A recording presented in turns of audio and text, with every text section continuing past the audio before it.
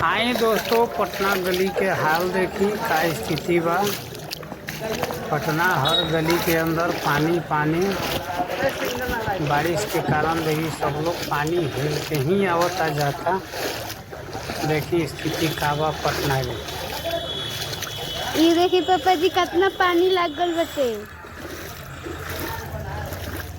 देखी हालात गली के, चाहे जौन गली में रुआ देखी सब गली के हुए आवे पूरा पानी भरल बा। आवे जाए के रास्ता पानी सब लोग हिल के आवता जाता।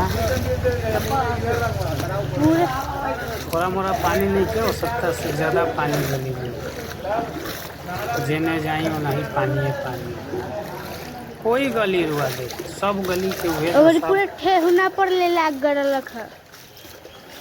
अभी खिली भर पानी भइल है, पूरे ठेहुना पर लाग गल है, लागल रखा। केनियो से आवे जाएगी केहू का रास्ता नहीं है, जौना के कारण बा स्थिति पटना के गली के हाल देखी सब लोग कितना ही परेशान बा। आवे जाए में रास्ता बाधित बा, पानी बा।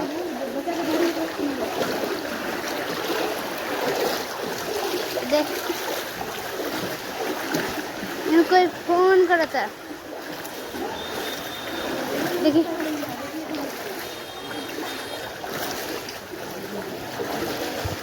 पानी के आनंद ली, गली के आनंद ली बारिश में। देखिए भाई हमार जूता पहन के जाता है, जूता पहन के जाता रहे ताकि दोनों हाथ में थैला बा।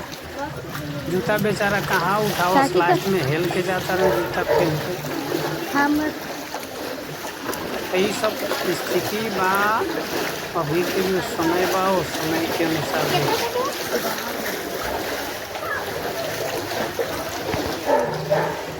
जेने जाए जौना गली में जाए सब गली पूरा में पानी लागल बटे। सूखल नहीं, चारों बगल पानी ही पानी बा। गली लंबा बा। देखिए एगो गली की स्थिति देखिए।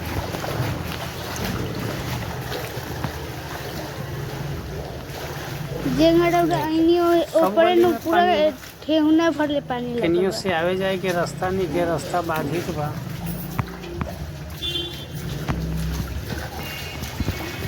जाना के कारण आवे जाए में परेशानी सब लोग के बा।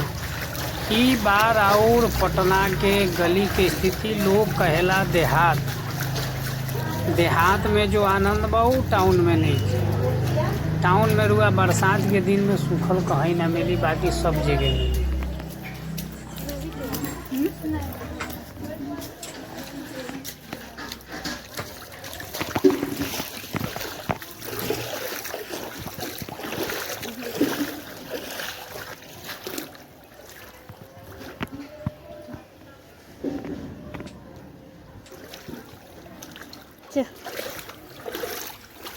जे परे पापा जी आनी वही परे इतना पानी लग बा ठेहुना पर पूरा। और जगह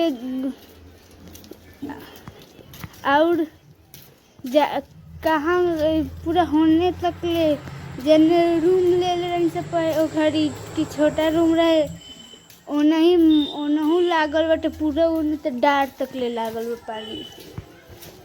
घरे आ गई नहीं सर, पूरा ही पानी लागल रखा। देखिए ये पूरा पानी लागल रखा। ये जो सूखा बटे, कोई कोई के घरे में पानी लागल बा, कोई घरों में पानी लगल बा।